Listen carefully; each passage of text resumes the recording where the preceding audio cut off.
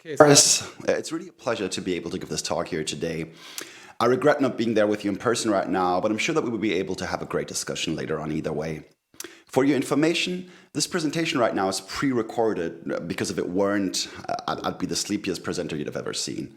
However, I will be live with you in, let's say, roughly 45 minutes, and I'll try my best to look as fresh and energetic as possible. Before I jump in, first of all, thanks to Trebor for organizing the seminar and for giving me the possibility to present my research here today. My name, I'm Jonas Pentzien, I'm a political scientist, and I work at the Institute for Ecological Economy Research in Berlin. And here in Berlin, I investigate and I compare the rise of the platform economy in different institutional contexts. So in broad strokes, I am interested in the question if and to what extent an Uber ride is, for example, different in Paris and in New York City, and what politics has to do with that. However, today I'm speaking to you primarily due to my affiliation with the Institute for the Cooperative Digital Economy, which has hosted me as a fellow in the past year. And as part of that fellowship, I had the chance to do a sort of deep dive into the question of how public policy affects platform cooperativism. And to study the politics of platform cooperativism, to me seemed to be important not only as an inspiring academic undertaking, but also as a way of making us understand better what would need to change politically so that a more democratic internet might emerge. And it's the results of this investigation that I would like to present to you today. But before I jump in, allow me to give you a little bit of background on myself and the research group that I'm currently a member of. So Platforms to Share, what you can see here, that's a 5-year-long research project funded by the German Federal Ministry for Education and Research. And in broad strokes, again, the aim of that group is to understand the framework conditions under which a more sustainable alternative to platform capitalism might emerge. And in that group, we think an interdisciplinary approach is needed in order to engage and answer these far-reaching questions. So our group is made up of people with different academic backgrounds. In Platforms to Share, right now we bring together expertise from environmental sciences, business studies, computer science studies, economics. And me personally, as a political economist, I bring my particular interest in the political framework conditions that allow democratically owned and governed platforms to thrive to the group. So let's jump right in. I want to use the next 45 minutes to think about the role that politics plays in fostering a democratic digital economy. And to this end, I will first give you an introduction to what I will later dub the platform politics, and I will ask if the empire, so the government, is kind of striking back right now. Then we'll go a little bit into theory, and we will talk about the state-market relations in the platform economy. Then I'll tell you about the methods that I've used in order to study policy responses to platform cooperativism. And lastly, we'll get into the results, the politics of platform cooperativism, and we're going to discuss a little bit the policy recommendations. And afterwards, I hope that we really can have a great discussion, all of us together. So, governments worldwide increasingly employ legislation in order to shape transactions and interactions in the digital platform economy. And examples for this interventionist approach to markets are really manifold. In December 2017, the European Court of Justice classified Uber as a transport services company instead of an intermediary, and thereby subjecting it really to stricter regulations within the entire European Union. In Berlin, City Hall passed a law in 2018 that aimed at more strongly regulating the city's short-term rental market, particularly so that Airbnb rentals could be controlled more efficiently. In France, the passing of the so-called loi L'Homme in 2019 created incentives for platforms such as Deliveroo or Uber to stipulate their social responsibilities through charters that would need to be signed by both the platform as well as their riders and drivers. And in New York City, I guess you've all heard about that, City Hall voted in favor of passing legislation that would cap the number of ride-hail vehicles on its roads. So, all in all, we see really there's a seemingly endless list of governments all around the world that increasingly feel the need to develop new responses to the challenges associated with the emergence of globally operating digital platforms. Now, you might ask yourself, well, but what does this have to do with platform cooperativism? And, well, initially, many people expected that platform co-ops would be among the prime beneficiaries of such stronger governmental interventions. Nathan Schneider, for example, I think you've all heard about him, has argued that alternative platforms that are governed by the users are unlikely to gain a foothold unless there are barriers in place to restrain better capitalized competitors that lack the constraints of community accountability. At the same time, proponents of platform cooperativism have also called for more direct political support for such democratic platforms. Ela Kagel, a colleague of mine actually from Germany here, has argued that creating sustainable alternatives in the platform economy can hardly be achieved without enabling policies. So, in sum, we see here that increasing governmental activity in the platform economy has frequently been associated with the promise of also opening up new possibilities for platform co-ops. However, there's kind of a big elephant in the room here. Because while it has become commonplace notion to argue that democracy in the platform economy presupposes appropriate policy frameworks, there is a real lack of knowledge on what these adequate policy frameworks would look like on a concrete level. As of today, I'd say there have been very few empirical assessments of which policies actually help platform co-ops and which policies do not. In addition, the few studies that do focus on this tend to do so in kind of a blue skies fashion approach, disregarding the specific political contexts in which platform cooperativism emerges. As a result, it oftentimes appears as if co-op-oriented legislation would ultimately look the same or could be applied in the exact same way in every country and political context. And in the next 40 minutes, I want to propose a different approach, because the claim that I put forth today is that we need to look at platform co-op policy in context. Put simply, I think we have to address the possibility that while some policies might indeed work splendidly in the US, for example, the same policies could fall totally flat in Germany. So, to understand better what could work, I believe that we need to reinsert political context into our analysis, looking at platform cooperativism not only as a unified global whole, but also as a product of its particular socio-political context. So, and to this end, I made use of the fellowship last year to ask the following research question. What are political and legislative drivers and obstacles for platform co-ops in the heterogeneous political context of the United States, Germany, and France? But in my research, I did not want to stop at merely identifying these drivers and obstacles. So, in a second step, I also wanted to compare the politics of platform cooperativism in these different contexts in order to understand, and this is the second research question, which governmental activities could ultimately be considered more or less beneficial for the emergence and proliferation of platform cooperativism. And in sum, in addressing these two research questions, I hope to not only enhance our understanding of co-op-specific state-market relations in the platform economy, but to also help us gain a better understanding of which policies work in order to strengthen the emergence of platform co-ops and which policies do not. So, but why focus explicitly and so strongly on policy and the state when thinking about how to strengthen platform cooperativism? To give an answer to this, I will now provide you with a brief history of the research in state-market relations, research conducted in the 20th century. And I want to start this little tour with Karl Polanyi, the highly influential Austro-Hungarian economic sociologist who was actually brave enough to rebel against everything that neoclassical economics stood for at that time and still stands for. So, in his most famous work, which is the book *The Great Transformation*, which you really should read, it's very striking. Polanyi argues that markets were not always relevant in people's lives. To the contrary, for the longest time, he argues, markets had a very limited role in society and were confined almost entirely to long-distance trade.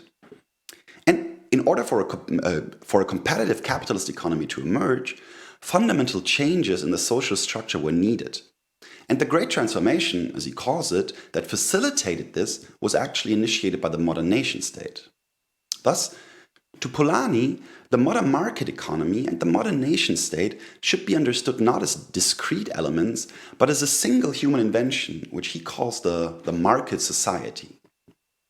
And in pointing towards this embeddedness of the market in both economic and non-economic institutions, Polanyi makes us aware that any analysis of economics that treats economics as an analytically distinct entity isolated from its socio-cultural and political context is ultimately flawed from the outset.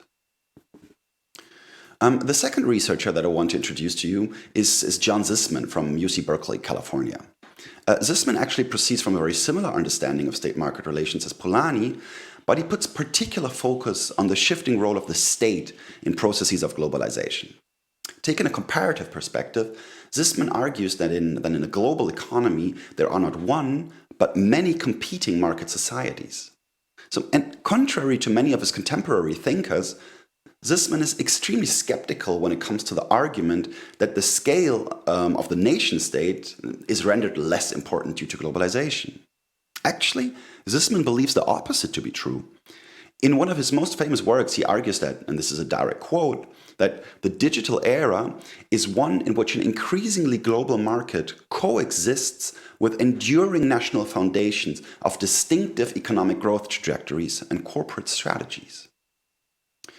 And lastly, I want to point towards the work of Mariana Mazzucato, and I think I've assigned a text of her as well for you for this session. She's an Italian professor who is focused in particular on the growth model of the United States. And rather famously, Mazzucato has argued that the United States' economic success is a result of public and state-funded investments in innovation and technology, and not the result of the small state or the free market doctrine that often receives credit for the country's economy.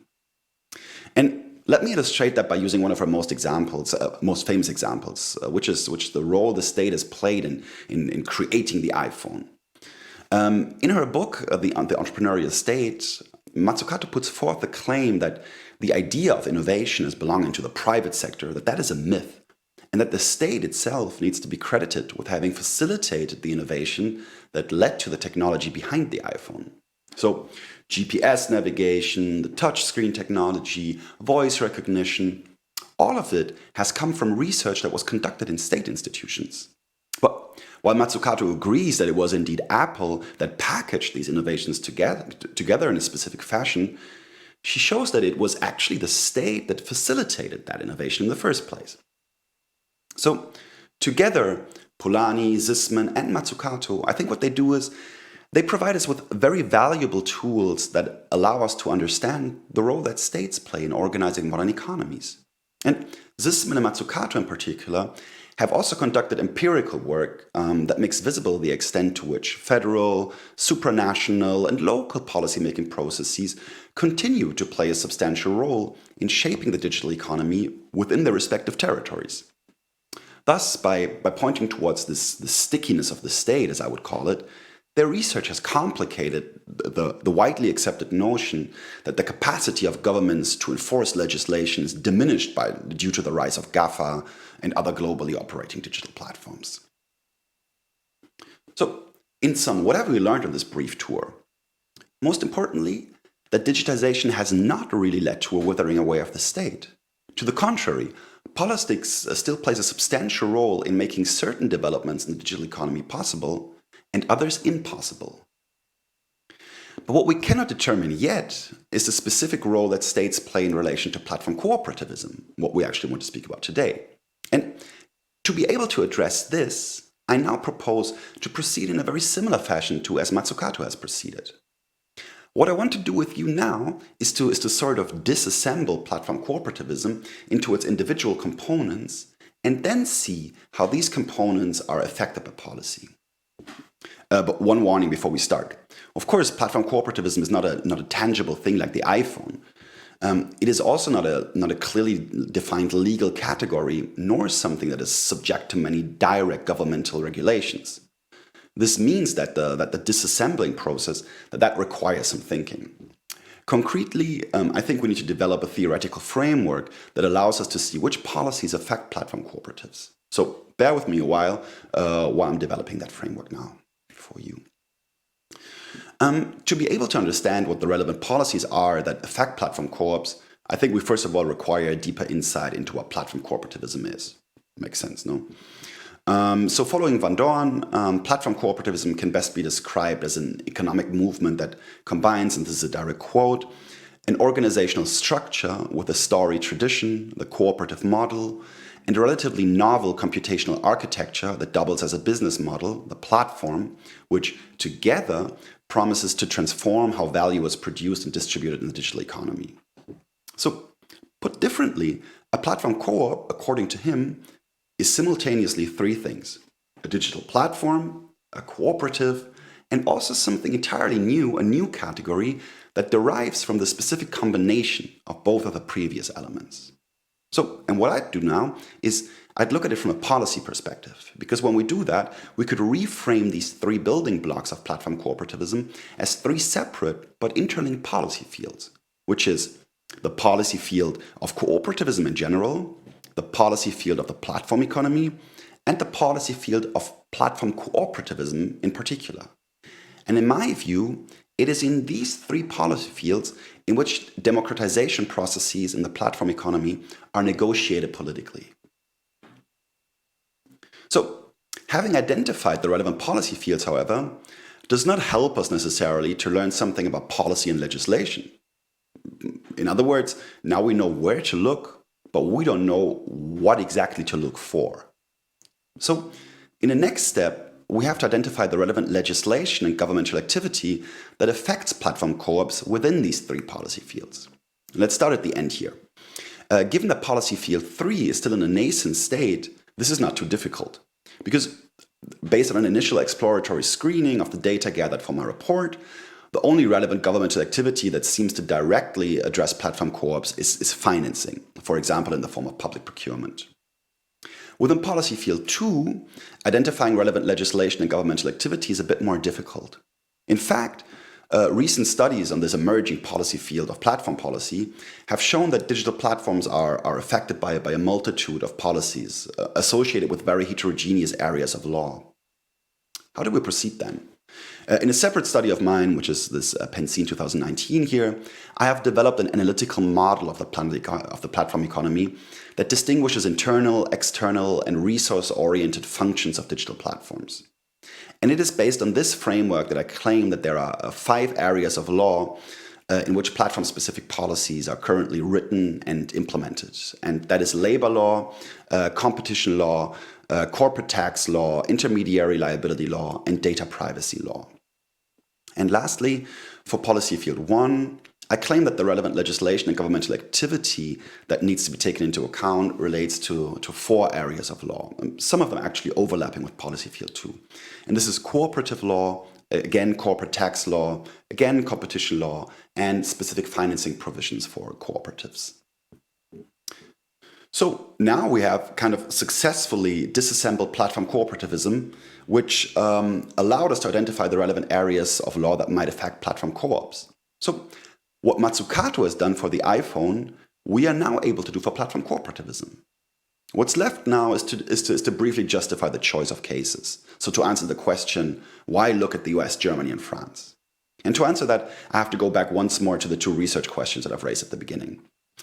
In my paper, I give a much more detailed and theoretical answer to that question, but here I really want to keep that brief so that we can spend more time on the results. So, in sum, taking everything together, the 3 countries studied here have been chosen based on 2 criteria: sample size and the type of market economy.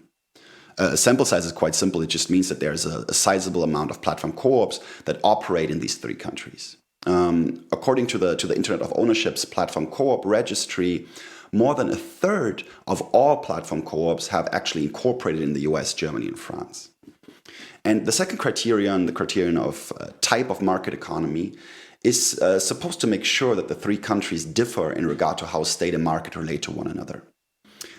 Using the varieties of capitalism approach, which typologizes variance across capitalist market economies, the US has been chosen as an example for a liberal market economy, Germany as an example for a coordinated market economy, and France in turn has been chosen as an example for a sort of centralized market economy, which is characterized by a particularly high level of state intervention.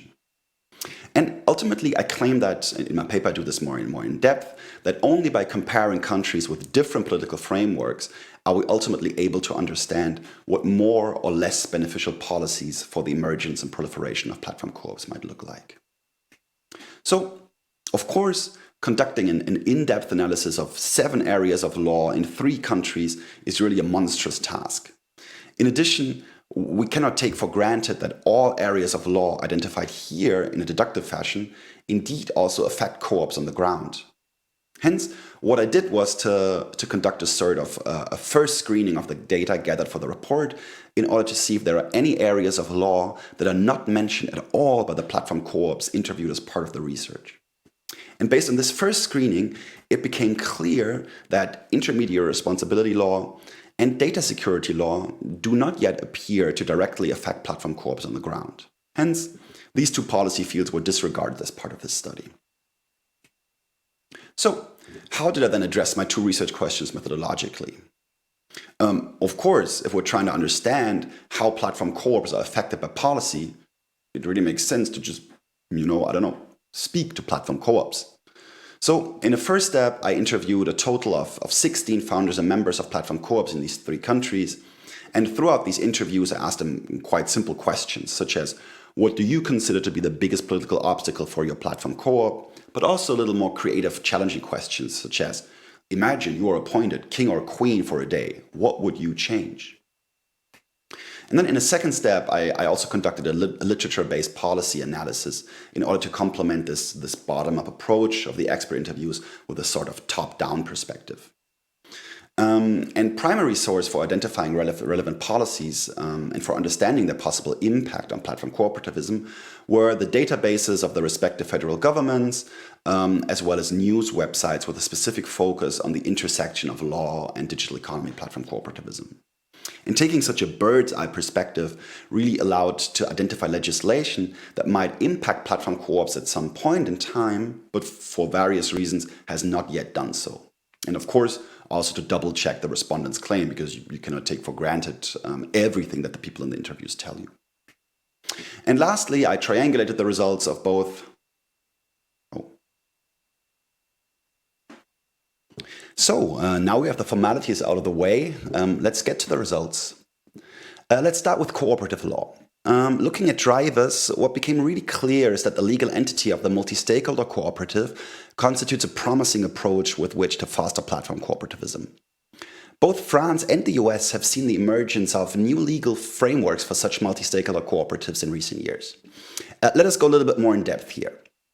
In the US, many of the platform co-ops incorporate in Colorado using the state's legal entity of the Limited Cooperative Association. This new entity can actually be considered kind of a small revolution in the field of co-op law in the US. Why? Because it allows for voting investor membership stock in addition to voting patronage membership stock. And this makes it possible for co-ops to combine the traditional cooperative principles with more flexible capital structures. In the words of one of the founders, this makes it much more easier to bring in outside capital and consequently to operate more like a startup. This also becomes clear in Edith's discourse here. She argues that so we gotten over the kind of reason why co-ops aren't funded, and it's because there's no upside to investors. But due to the LCA, we now also have an investor class and external investments. Yet, we should not really overestimate the possibilities opened up by the LCA. It is unlikely that classical venture capital investors will be convinced that this model gives them a sufficient say in the proceedings of the co-op. So, don't expect LCA-based platform co-ops to experience investments similar to those of VC-funded traditional platforms anytime soon. Nevertheless, the LCA definitely seems to be a step in the right direction for addressing the capital conundrum of platform co-ops. In France, many of the platform co-ops make use of the Société Coopérative d'Intérêt Collectif, the SCIC. What differentiates the multi-stakeholder SCIC from the Colorado LCA is that it is explicitly oriented towards collective interest and social utility. Because of this, the SCIC is also oftentimes characterized as a type of social cooperative. But what is particularly interesting with the model,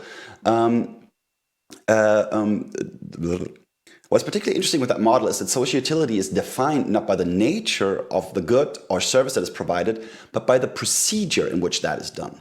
More concretely, social utility is explicitly linked to governance, which of course could benefit platform co-ops. Because to assure an inclusive governance structure, a SCIC is obliged to incorporate three groups: the employees, the user beneficiaries, and a third group, which can be defined freely and could include, for example, public institutions, investors, or even volunteers. And from a public co-op perspective, the possibility of including public authorities as cooperative members, in particular, is seen as one of the main benefits of the SCIC. Platform co-ops in France hope that doing that would allow them to either benefit more directly from the knowledge that public authorities possess, or to receive access to new sources of public funding in a way that would have been impossible before. So when we compare these two models, we see that the reasons for their emergence and the kind of problems they're expected to solve could not be any more different. In the US, platform co-ops primarily turn towards the LCA because it grants them the ability to admit outside investors as voting members into the cooperative and to assure them participation in the organization's financial gains. In France, platform co-ops primarily turn to the SCIC because of its purported capacity to integrate public authorities. Profit has almost never been mentioned as a motive. So while both entities might help to promote platform cooperativism, they do so in very different ways and with very different aims. Now, let's look at obstacles as well.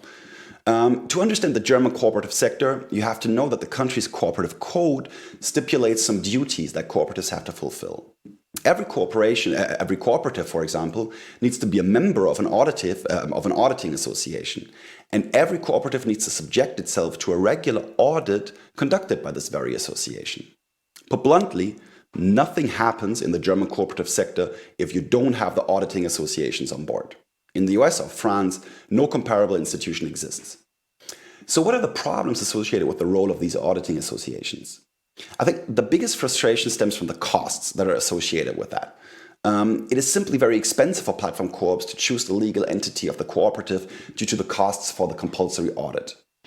But in addition, platform co-ops have also expressed the fear that institutional path dependencies might make progressive changes to the German system impossible.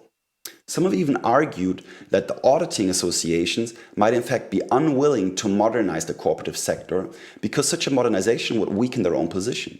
So Doris, for example, has argued that auditing associations take advantage of people's ignorance. There's simply an infinite food chain of experts in there. And the associations won't change until they are forced to. It can't be in their interest because they earn money from it. Let's move on to the question of labor law. In France and the US, the idea of platform cooperativism is inextricably connected to the question of how to organize platform-mediated work in the 21st century in a more sustainable way.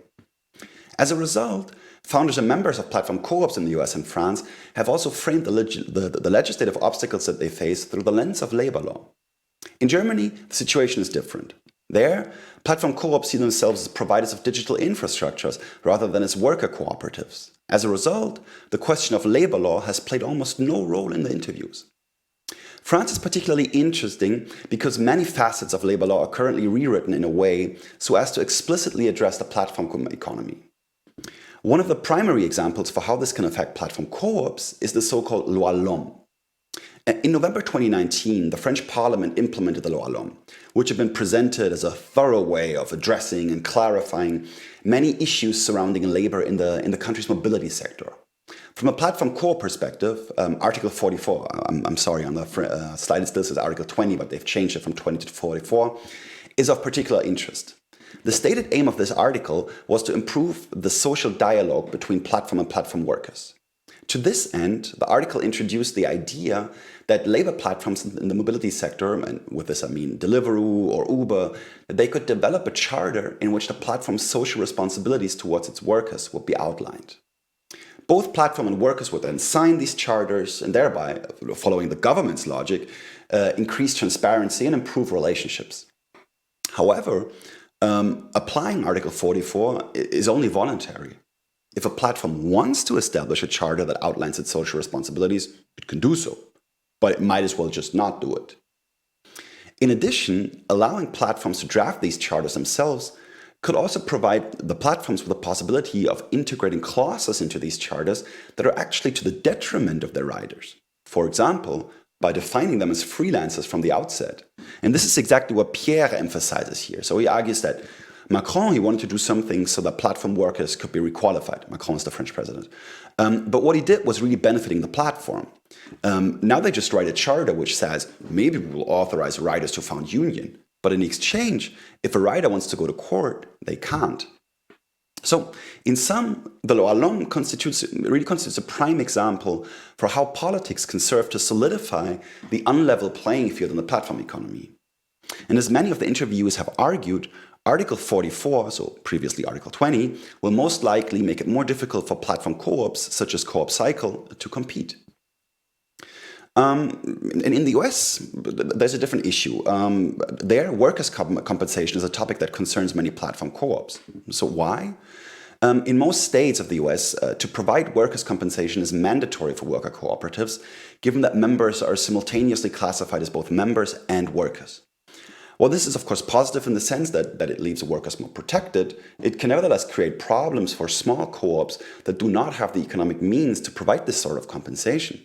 So because of that, in some states like New York or California, small cooperatives have been exempted from needing to provide it.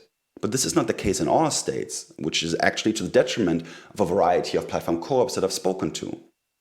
What is interesting is that one way in which platform co-ops have addressed this issue is by making use of a different legal entity, such as, for example, the LLC. The LLC, for example, provides more leeway for being exempted from workers' compensation standards. Doing so, however, is also really problematic, because while it might be beneficial for platform co-ops to choose an LLC form in order to get around the issue of workers' compensation, doing so also means that the worker owners of cooperatively organized LLCs are virtually left unprotected, and thereby undermining some of the more beneficial aspects of labor law from the perspective of workers. And I'd say that given that much of the discourse surrounding platform cooperativism really focuses precisely on the question of labor condition, demanding exemptions for worker cooperatives from existing statutes that are to the benefit of workers, or choosing alternative legal entities in order to avoid these statutes altogether, can really seem contradictory. And this is a problem that is really brought on by the specific way in which the law is framed. So let's move on to the question of financing that concerns many platform co-ops. Due to their unique ownership structures, cooperatives often find it difficult to acquire funds. I think you all know about this. Outside loans, and particularly those provided by governmental entities, have therefore traditionally played an important role in providing funding in the early stages of cooperative businesses. So when we look at obstacles, we see that in all three cases, the possibilities for platform co-ops to access publicly provided funds are rather limited. In the US, there is an almost total lack of public loan options for co-ops. Because of this, most platform co-ops do not orient themselves towards the government for funding, but rather towards private institutions, just for example, the MacArthur Foundation or the Robin Hood Foundation, or even towards the platform competitors, such as Google or Amazon. In Germany, the situation is rather different. There, platform co-ops explicitly address the state and framing it as the primary actor responsible for providing financial support. So far, however, these appeals and lobbying efforts have proven to be futile. Platform co-ops in particular, or have a particular problem in accessing to loans of the KfW, which is the country's state-owned development bank.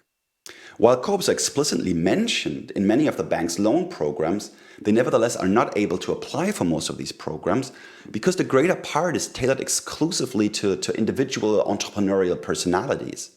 Yet, as we all know, this individual entrepreneur, of course, does not exist in a platform co-op. It's totally against the point of the platform co-op.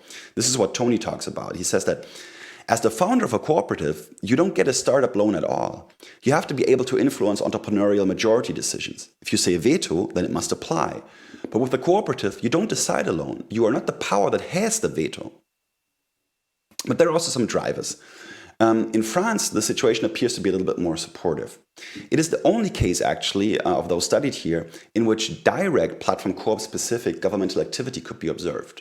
So one French co-op, platform co-op in particular, was able to secure assignments with the local government through public procurement, as well as securing prize money related to the social and solidarity economy framework. So this is what Pierre again emphasizes. So he was saying that we are trying to go to local governments and tell them, look, we are partnering with people in your territory. Unemployment is high here. Give money to us and we will do something about it. And when we create just one job, they go, okay, where do I sign? So, in the eyes of Pierre, public procurement could potentially be a particularly relevant tool for getting smaller platform co-ops, and in particular those with a localized business model, off the ground. Next up, let's take a closer look at competition law. In all three countries studied here, uncertainty persists about the conditions under which competition law would apply to cooperativism. As a result, it is also not clear under which conditions competition law would hypothetically apply to platform cooperativism. So let's boil this issue down. The aim of platform co-ops, as we all know, is to bring individuals and groups together in a horizontal fashion so that they can collectively pursue the goal of realizing certain services or activities. In contrast, the intention behind antitrust and competition law is to regulate horizontal collusion between independent member economies. Now, the question of competition law here, that is relevant here, is the following. What would happen if a platform co-op somehow managed to scale massively? Could the very idea of horizontal collaboration eventually be seen as an act of price fixing when evaluated through the eyes of antitrust? This, at least, is a fear that Jeff expresses. So he says, if Up and Go would grow, they could easily be seen as violating competition law. They could be seen as price fixing because there's several organizations under one roof talking to each other and negotiating a price. In the US, unions have historically been exempted from antitrust law for this precise reason. Even cooperatives have at times been protected from such persecution, for example in the agricultural sector. But these exemptions were the result of very strong political movements, and it is unlikely that we will see something similar for platform co-ops in today's political climate. And to make matters worse, antitrust as it stands now could also be used to actively attack platform co-ops. This is because the law is incapable of differentiating between what Verheesen and Schneider call cooperation between the powerless and collusion between the powerful. As such, there is no way right now to make sure that the former would be incentivized and the latter prohibited. Lastly, let us consider the question of how corporations of all types are taxed by the government. In the US, the federal corporate income tax has actually played an important part in creating today's unlevel playing field of the platform economy. While the US hypothetically imposes a 21% tax rate on corporations, the actual amount that major corporations have been paying in recent years has been far lower. And this is particularly true for large platform enterprises such as Amazon or Netflix. So according to recent tax filings, Amazon had earned over $10 billion in income in 2018 alone. However, in practice, the company was not only able to zero out its income taxes, but they even earned a tax rebate of $129 million by taking advantage of various tax credits.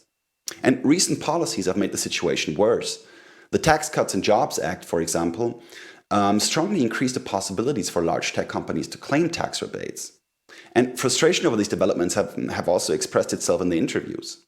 So Mike, for example, has argued that these companies, these platform companies, just have so much power and they just have this incredible arrogance and so much money. I mean, it's fairly unchecked and they don't pay taxes. And I feel people get sort of disheartened. And when we look at drivers, the question of what kind of organizations can benefit from tax cuts provided by the government has been of particular importance. The 2014 French law on the nonprofit sector in particular had frequently been characterized as a potentially enabling factor for platform cooperativism. Why is that the case? In broad strokes, the 2014 law created a new label for third sector organizations, the so-called ESOS company label.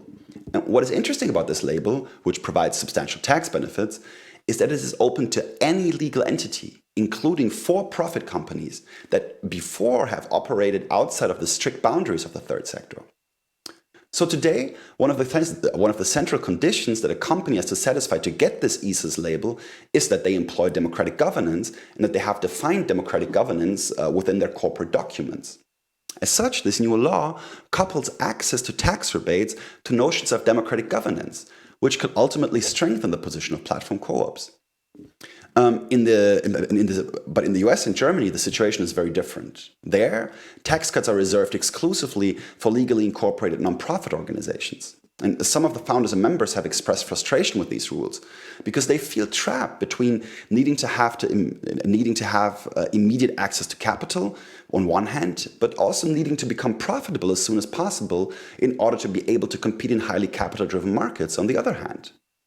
Hence, in this context, the French approach constitutes an interesting approach with which to provide support for organizations such as platform co-ops who operate in highly capital-driven contexts, but try to reorient these contexts toward a sort of commons-oriented logic.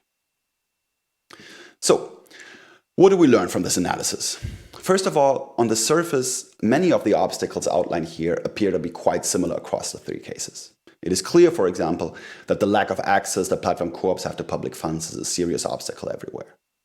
But when we look more closely and contextualize these obstacles, we see that there are stark differences that are worth investigating further. And I want to emphasize three elements here. First, the results show that legal lock-ins, that they are extremely context-specific.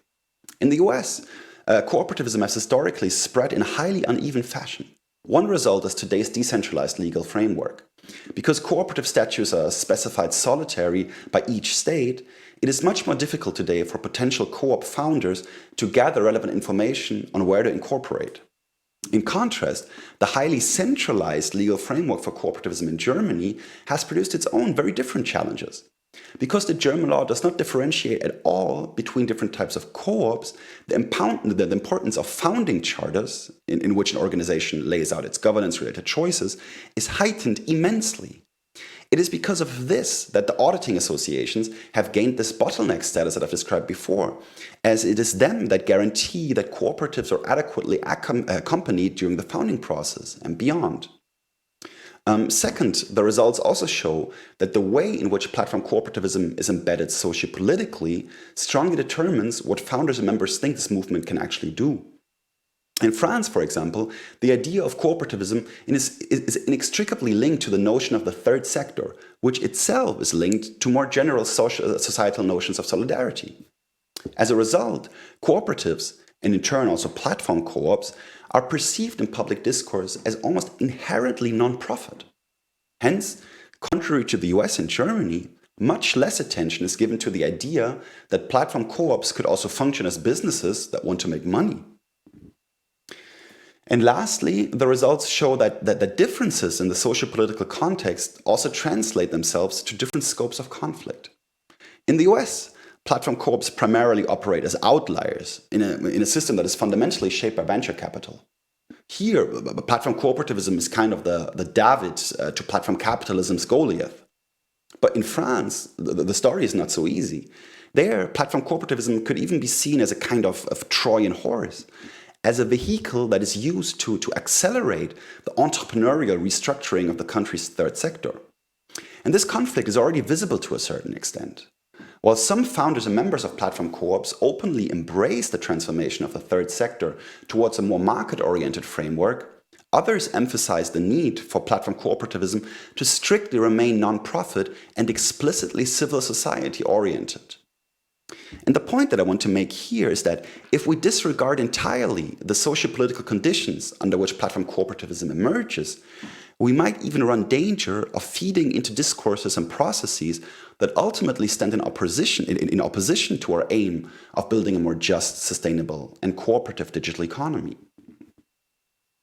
So, to end this presentation on a more upbeat note now, however, I will use the last 5 minutes to ask what policymakers interested in building a cooperative digital economy could learn from the results that I've presented here today. And I will begin with the low-hanging fruit, so things that could be addressed and changed tomorrow without a lot of political complexity or resistance. And then I will end with the high-hanging fruit, things that would, in my view, presuppose a shift in power balance in these three countries. So let us start with the low-hanging fruit. I think what governments really need to do is they need to facilitate access to public funds. Because discrimination of the cooperative form is oftentimes not deliberate. In many cases, cooperatives are excluded from public loan programs for formal reasons alone. And by simply adapting existing loan programs in a platform co-op friendly fashion, such obstacles could be removed. Second, governments should create co-op specific incubators. Incubators make a difference. The examples of Starter Co-op and the Co-op Development Kit in the US show that the creation of co-op specific incubators is a really promising way to spread knowledge and incentivize the founding of new platform co-ops. And governments could subsidize the creation of such co-op specific incubators. Then, thirdly, they should promote co-op conversion. Industrial countries, such as the ones that I've studied here, find themselves in the midst of a generational shift that leaves the future of many small and medium enterprises in doubt. Worker cooperativism and employee ownership programs could simultaneously address this problem and benefit platform co-ops potentially. And fourth, governments should streamline existing statutes. In contexts where a variety of cooperative forms exist, policymakers should make sure that the particular purpose of each of them is clearly laid out so that potential founders of platform co-ops are able to gather all relevant information on how and where to incorporate. And I think these four things, they're actually really easy to do. They don't take a lot of it. They're not very challenging. Second, let's look at the mid-hanging fruit. When we look towards the next 5 years, I claim that policymakers should focus on the following things. Most importantly, I think they should adapt the existing cooperative statutes. In many countries, cooperative statutes have not yet been adapted to the particular context of the platform economy. And policymakers should make sure, for example, that cooperatives in Germany could hold votes in the digital assemblies and incorporate members without media discontinuity, two further central problems that co-ops face at the moment here in this country. And then second, they should implement flexible legal entities. Flexibility really is key that platform co-ops can function in a way that they need to. Multi-stakeholder models, for example, allow for addressing many of the social issues surrounding the platform economy and facilitate revenue streams that allow cooperatives to better compete with the incumbent platforms. And where inexistent, these legal entities should really be created. And then lastly, we need to take a long-term perspective. And these two suggestions here, I think they really require substantial policy change. This is not something that we could just do by changing the political framework or the laws that are in place. And I think the first thing that we should emphasize here is that we should clarify politically a co-op antitrust relationship. Because the conditions under which competition law applies to cooperativism remains unresolved in many countries, which creates uncertainty for platform co-ops that need to scale. Policymakers should really make sure that collusion and collaboration are clearly distinguished. And lastly, and most importantly, governments need to level the playing field. So the specificities of taxation rules, labor law, and competition law, they oftentimes benefit the platform incumbents. And put simply, to strengthen platform cooperativism, one needs to get rid of the aspects that currently perpetuates its disadvantages.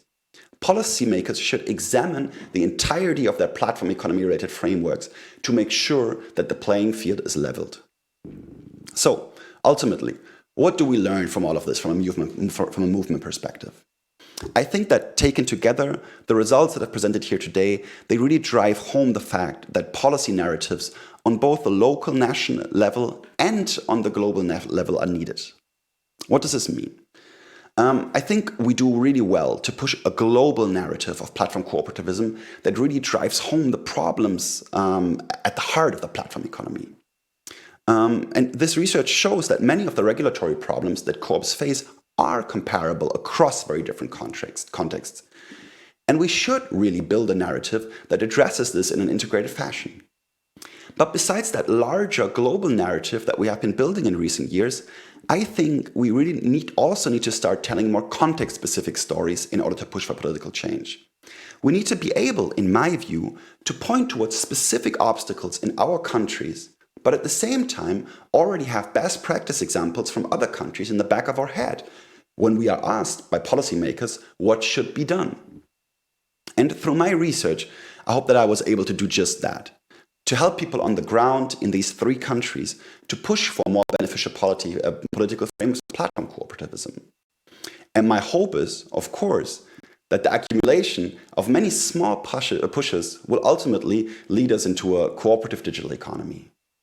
So, thanks so much for your attention, and now I'm really looking forward to your comments and questions. Thanks so much.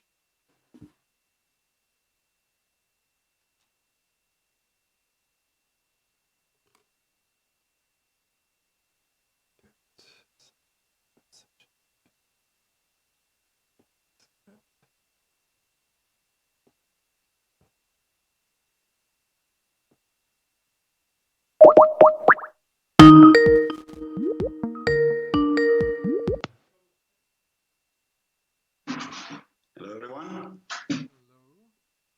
Jonas, give Can you me hear me? 1 second. What do you want to do? Yeah, you can. Yeah, that'd be okay. Yes. So to everybody who followed the presentation online, thank you very much.